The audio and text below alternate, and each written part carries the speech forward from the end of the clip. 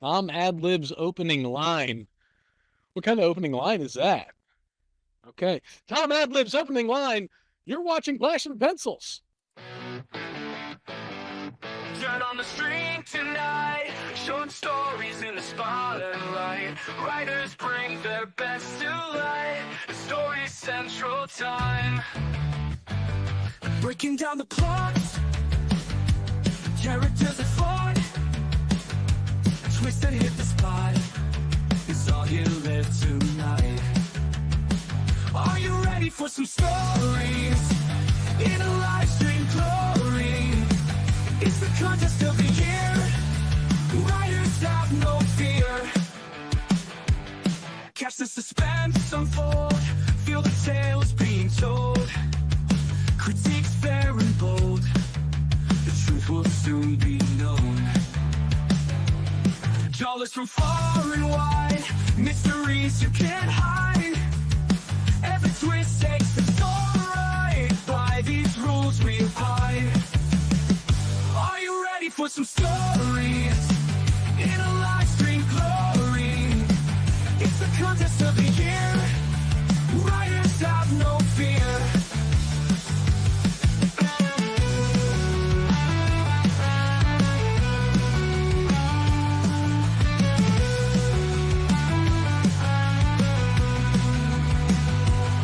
Breaking down.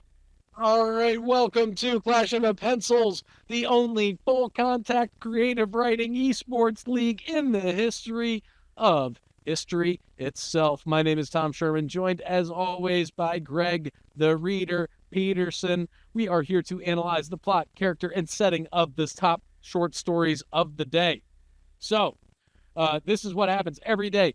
Authors from across the internet submit a handwritten one-page short story based off of a prompt that we reveal at the end of the live stream. Then our AI algorithm Storybot 3000 distills the best three and then submits those to the public at large to vote on.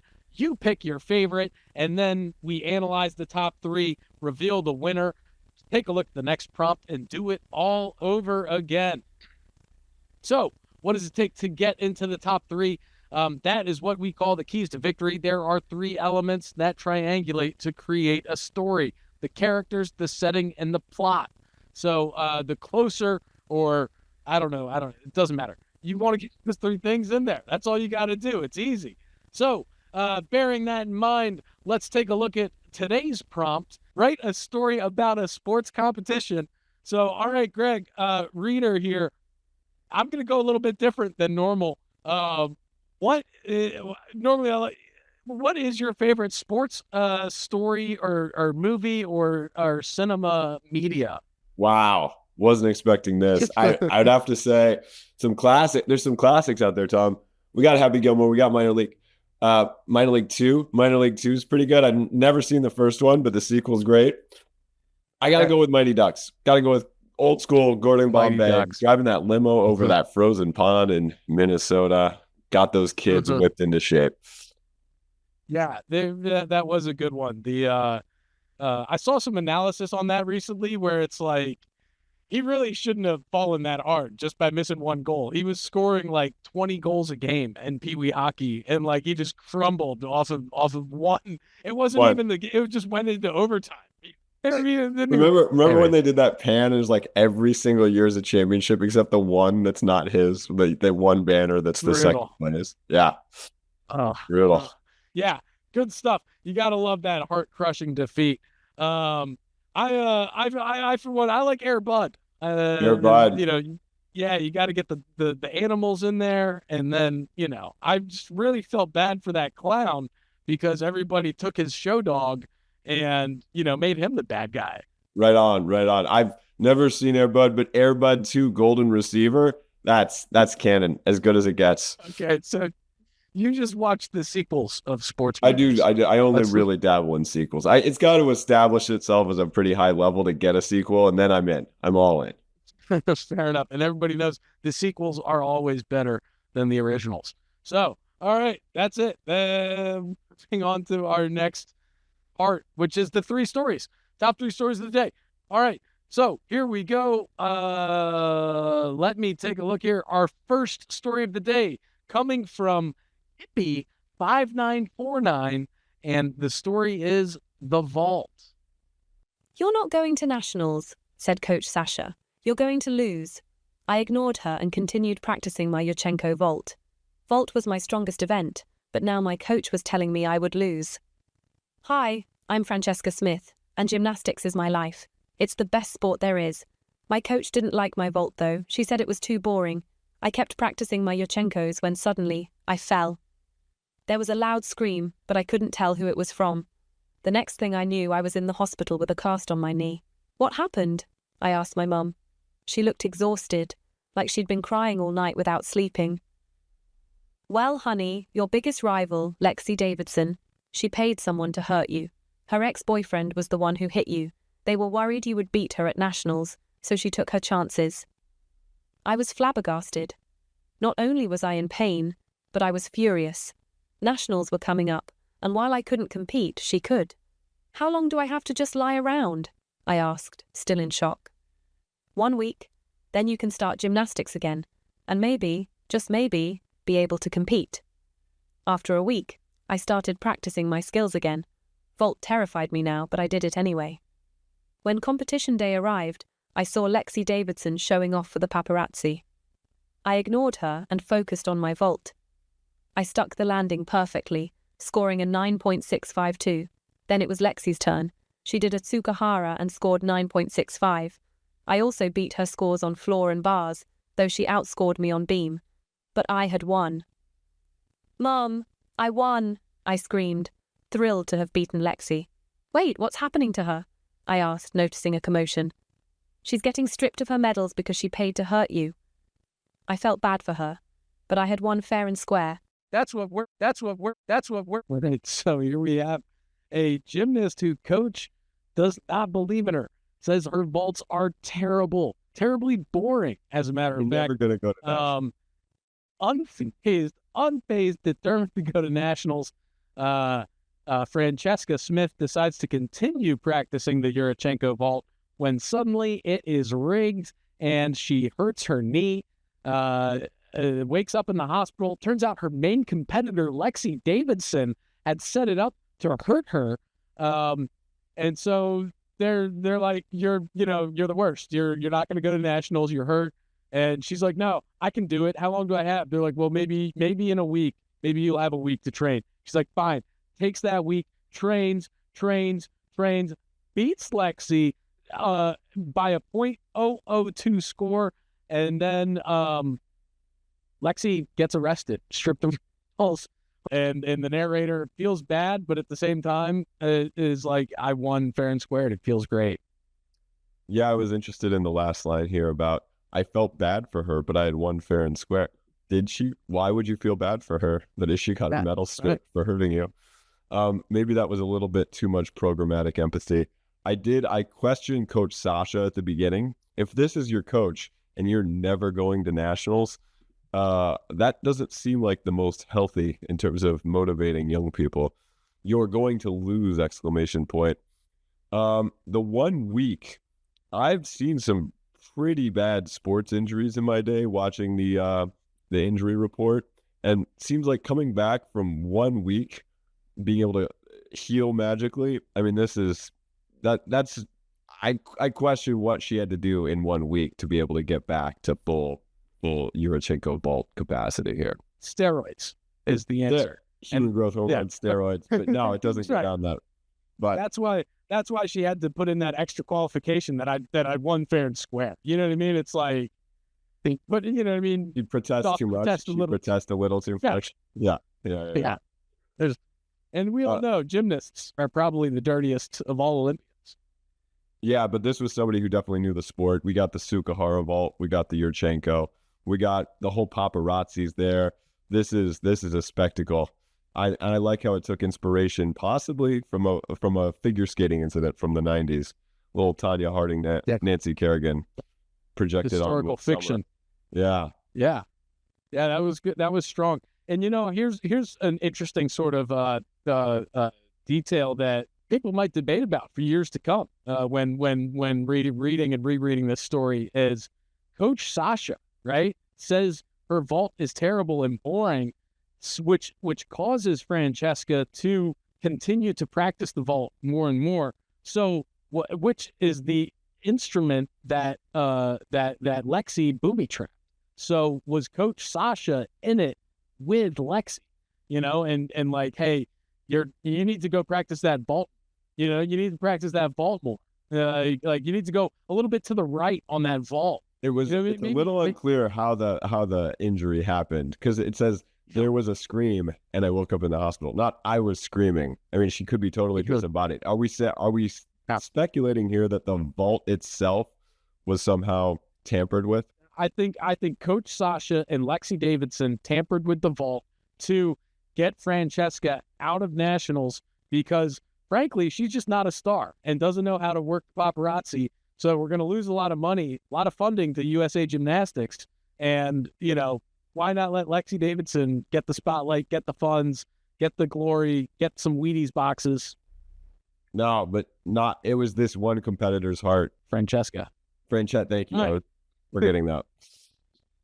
See how forgettable she is? That's what I'm saying. We remember Lexi Davidson. We remember her. And yet Francesca, the best of the world. Nancy who? Yeah, exactly. Tanya Harding got on reality TV shows. Where did Nancy Kerrigan go? I don't even know who that is, Tom. Exactly. All right. Great story. Second story of the day could be just as great. We'll have to see. This one is called The Big Game with 3 exclamation points, and it is by Great Barrier Reef. Jimmy was the fastest runner on the whole team. "I can't wait for the championship game," he said, excited. His team, the Lightning Bolts, were going to play the Mighty Dragons. Coach Tom looked worried. "Oh no," he said, "our best player Billy is sick today." Everyone gasped. Billy was their best scorer and they needed him to win. "Don't worry," Jimmy told the team. "I have a plan." He showed them some special moves he learned. They practiced and practiced until they got it perfect. The game started and the Mighty Dragons were winning 2-0. "We can't lose," screamed Sarah. Then Jimmy remembered his special move. He did a flip kick and boom! The ball went in the goal. "Yay!" everyone screamed. But then the Dragons scored again. There was only 5 minutes left. Jimmy passed to Sarah, Sarah passed to Max, and Max did a super kick. It went in. The score was 3-2. 30 seconds left, yelled Coach Tom. Jimmy ran faster than he ever ran before. He saw the ball coming and jumped really high. Boom! The ball went in just as the timer went buzz. "We won, we won!" everyone screamed. Even Billy came to celebrate. They got a big trophy and Coach Tom was so happy he cried. "Best team ever," he said. Jimmy, fastest player on the team. Can't wait for the championships when the Lightning Bolts take on the Mighty Dragons. But Coach Tom informs everybody the best player on the team, Billy, is sick. Jimmy says, "Hey, I've got some special moves that we can play or that we can practice." And then they play the game. According to the story, they actually tie 3-3 with the Mighty Dragons. And then everybody on the Lightning Bolts just says they won and storms the field. And the sick kid is like, "Yeah, I'm not that sick. I can come party too." Yeah, it's a little Coach odd how he cries. celebrates. Right. He gets right in there. I don't know. The coach cries. He says it's the best team ever. Kind of seems a little delusional there at the end. But what say you, Greg? Well, it has all the tropes of a sort of a comeback. We get a challenge at the last second, and then we overcome the challenge. In a lot of ways, it's the team sport version of the previous story here. And the thinnest of margins is what separates it at the end. And then it's, everyone is excited to celebrate. It does seem like there's just some random characters thrown in here. Not a lot of character development for some of the players who score the goals. The plot feels like it's very strong on plot, whereas the setting and the characters could be a little bit more sketched out. It never even says we're playing soccer, although I assume that's what we are playing. Wow, great point. Yeah, a lot of details left unmentioned. I just can't get over the fact that it's actually 3-3, and the time expires, and then they all yell, we won, we won. I would almost, because like you're saying, like all these classic tropes, like the classic trope would be for them to win, come from behind and win at the last moment. It's a little interesting that they tie. I would have preferred that they lost, lost 3-2, and everyone still screams, we won, storms the field and celebrates, and just leaves everyone confused. I think that would be fantastic. That is an absurd postmodern short story. It'd be wonderful. Yeah, it was good. It was a good story. I think you're right. It was action packed, a lot of plot, and a little bit to be desired for the characters and the setting. But it was still one of those things where the author let us use our own imaginations, and it was strong enough details, even though there weren't many, that you and I both assumed it was soccer. So like there's something there where you're able to, with minimum details, still instantiate a setting into the reader's mind. So kudos on it. Yeah, we got one more. It's called What sport is coming? We've had soccer, we've had gymnastics. Yeah, I'll let you guess. It's by Zoom and Boom. What sport could it be? The story is called Man's Best End. Man's Best End. Bob was skiing super fast, trying to beat his opponent, a cute dog. Even though the dog was cute, they were still enemies. They had been racing their whole lives, and now they were tied in championships won. Bob taunted, "You're gonna lose, you're gonna lose." The dog's name was Boo, who was the world's best dog skier. Boo wasn't any dog, he was a talking dog. "You are going to lose, actually, and when I win, I'm going to hold the trophy in your face," said Boo. They were now on the finally stretch. Boo just behind Bob. They would have to jump through a ring of fire. The finish line wasn't far ahead. Everyone's hearts were beating very fast. Bob is first. He trips. Boo catches up. And the race is over. The judges aren't sure who won. They checked the replay. Boo won by 0.001 seconds. Bob throws his skis, brains his poles, and he starts crying, I can't believe I lost to a dog." Bob is skiing against his mortal enemy, a cute dog, which they've been competing against each other their entire lives. They're tied in championships. The dog's name is Boo. The man's name is Bob.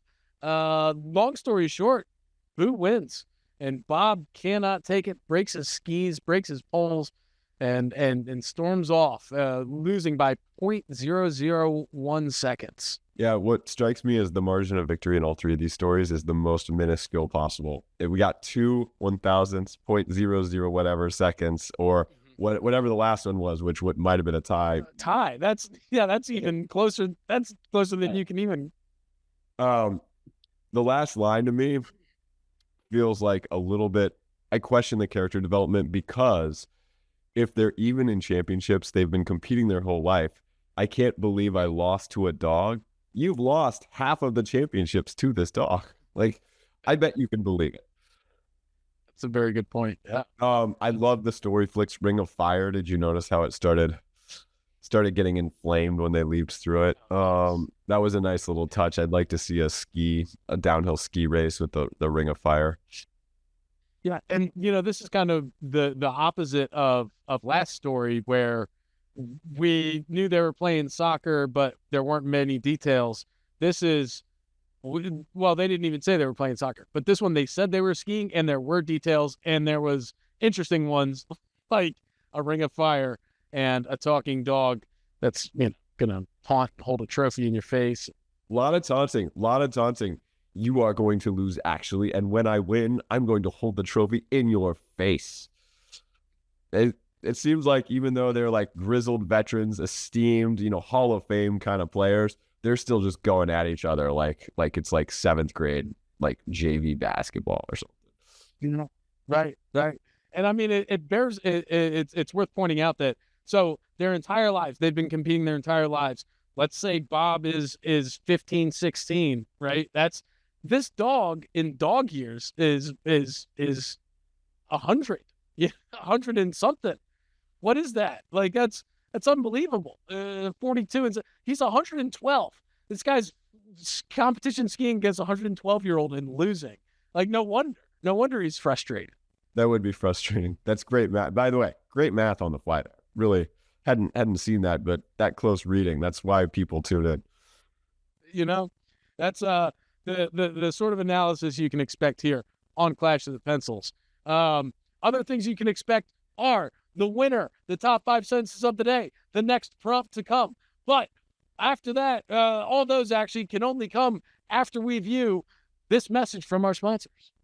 Edge of the runway where dreams ignite. Tom Cruise stares down into the endless night. Birds of flight school spoke to the plan. Grow together, fly hand in hand. Tom Cruise finds himself in the cockpit seat. Heart pounding, fist clenched, he can't be beat. He learns from the birds how to soar so high. Wings of steel under a violet sky. Birds of flight school grow with pride. Tom Cruise finding the hero inside. Together they'll rise into the unknown, learning the rhythm of the wind they flow. That's what we're. That is the Tom Cruise Flight School Bird of Flight School Flight, where you can stork to the plan, crow together, and learn to fly while Tom Cruise learns what it means to be Tom Cruise. All right, so they are sponsoring our winner tonight, which, drum roll please, it is The Vault by Kippy5949. Wow. Her coach, her opponents, nobody can keep her down. That is the story that soars. Gold medal. I haven't had it all. It really did. It had the details. It had the plot. It had the setting. It had the characters. And yeah, I don't know. Nothing else to say there except these are the top 5 sentences of the night. Top 5. Number 5. Well, honey, your biggest rival, Lexi Davidson, she paid someone to hurt you. Number 4. Jimmy ran faster than he ever ran before. He saw the ball coming and jumped really high. Boom, the ball went in just as the timer went buzz. So, number 3, you are going to lose, actually. And when I win, I'm going to hold the trophy in your face, said Boo. Number 2, when competition day arrived, I saw Lexi Davidson showing off for the paparazzi. I ignored her and focused on my vault. And the number 1 sentence of the night, they would have to jump through a ring of fire. The finish line wasn't far ahead. Fun day, a lot of sports stories. Feel like they were all the same story, except for the last one with loss.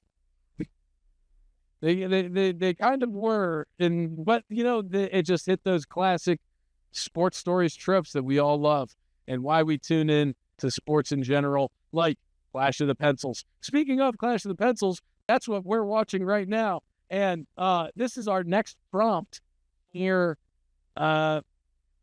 Tuesday, right? That's right. Tuesday. That's right. Today is not Tuesday, so the next time we'll be here is on a Tuesday. The prompt is, Greg. Write a story with these 5 words or phrases. We've got Beatles, exploded, clans, follow me, and peace. All right. So where do you think our authors are going to be able to go with these words or phrases? Well, there's got to be some sort of insects, and then there's peace and exploded. I don't know. It could be something epic. Could be a battle. Yeah. Oh, an insect wars. Gotta love it.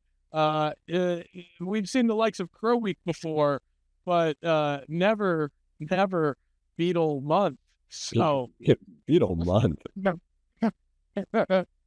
Beetles. It's nonstop. It's what the people want. Yeah, we gotta just follow those market signals. We're gonna get to 100 subscribers. and be trapped in a pure beetle themed we want those algorithms. That SEO, those algorithms are where we want to be. It's niche. We're finding our niche and niching down. Yeah. which is competition creative writing about Beatles. All right. So until next time, keep those pencils sharp. The kids, don't let your creativity get captured. Turn on the street tonight, short stories in the spotlight. Writers bring their best to light. The story central time. Breaking down the plot, characters are fought. Twist and hit the spot. It's all you live tonight. Are you ready for some stories in a live stream glory? It's the contest of the year. Writers have no fear. Catch the suspense unfold. Feel the tales being told. Critiques fair and bold. The truth will soon be known. Dollars from far and wide. Mysteries you can't hide. Every twist takes the story right. By these rules we abide. Are you ready for some stories?